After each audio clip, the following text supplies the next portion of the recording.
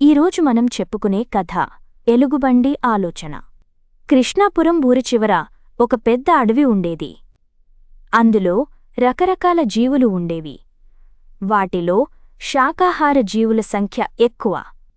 దాంతో మాంసాహార జీవులు యథేచ్ఛగా వేటాడేసేవి. దాంతో ఆ అడవిలో శాకాహార జీవులకు ఎక్కువగా స్వేచ్ఛ ఉండేది కాదు. మృగరాజు సింహం అండ చూసుకుని నక్క, తోడేలు వంటి మాంసాహార జీవులు ఎప్పుడు బడితే అప్పుడు శాకాహార జంతువుల మీద దాడి చేసేవి.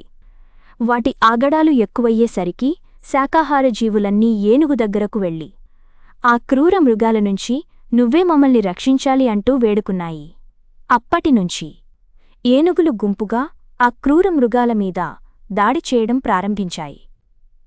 ఈ విషయాన్ని తెలుసుకున్న సింహం తన పరివారాన్ని వెంటపెట్టుకుని ఏనుగుల మీద యుద్ధం ప్రకటించింది. దానికి ఏనుగులు మేము సిద్ధమే అంటూ నిలబడ్డాయి. ఆ అడవిలో ఒక ముసలి ఎలుగుబంటి ఉండేది. అది అడవిలోని జంతువులన్నీ సంతోషంగా స్వేచ్ఛగా బతకాలని కోరుకునేది. కాని కొంతకాలంగా ఇరు వర్గాల మధ్య జరుగుతున్న దాడులను చూసి అది చాలా బాధపడింది. దాంతో అన్ని జంతువులను పిలిచి సమావేశం ఏర్పాటు చేసింది. యుద్ధం మాత్రమే సమస్యలకు పరిష్కారం కాదు. కూర్చుని మాట్లాడుకుంటే విధ్వంసం లేకుండానే వాటిని పరిష్కరించుకోవచ్చు. మాంసాహార జీవులకు మంచి జరగాలని సింహం కోరుకుంటుంది. శాకాహార జీవులకు స్వేచ్ఛ కలగాలని ఏనుగులు కోరుకుంటున్నాయి. ఇద్దరి కోరికల్లోనూ న్యాయం ఉంది. అందుకోసం ఇలా దాడులు చేసుకోవడం తప్పు అని వివరించింది ఎలుగు. ఆహార గొలుసులో భాగంగానే మేము ఇతర జంతువులని వేటాడుతున్నాం సమర్థించుకుంది తోడేలు.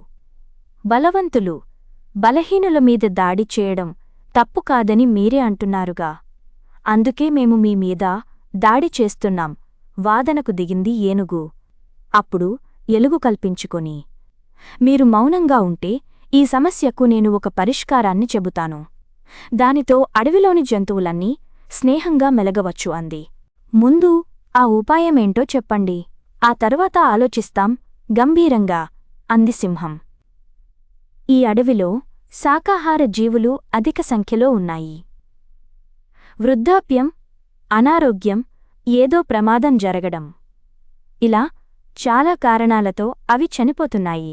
అలాంటివాటి ఆచూకీని జంతువులన్నీ ఎప్పటికప్పుడు మాంసాహార జీవులకు తెలియచేస్తాయి. అప్పుడు వాటికి వేటాడాల్సిన అవసరం ఉండదు. చనిపోయిన జంతువులను తింటే సరిపోతుంది అని చెప్పింది ఎలుగు. మరణించిన జీవుల మాంసాన్ని తినాల్సిన అవసరం మాకేంటి? మేము వేటాడే తింటాం అంది నక్క. మా సంగతి పక్కన పెట్టండి. చనిపోయిన జీవుల మాంసాన్ని తినే అలవాటు మా నాయకుడైన సింహానికి లేదు తేల్చి చెప్పింది హైనా. మృగరాజా, ఇది మీకు కష్టమేనని మాకు తెలుసు.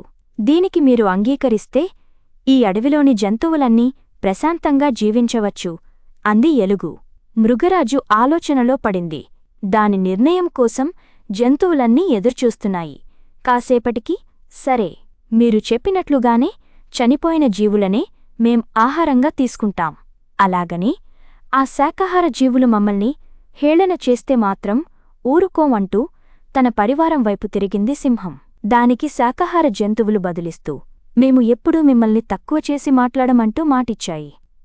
ఈ రోజునుంచి అడవిలో ఏ జంతువు మరో జంతువును వేటాడకూడదు.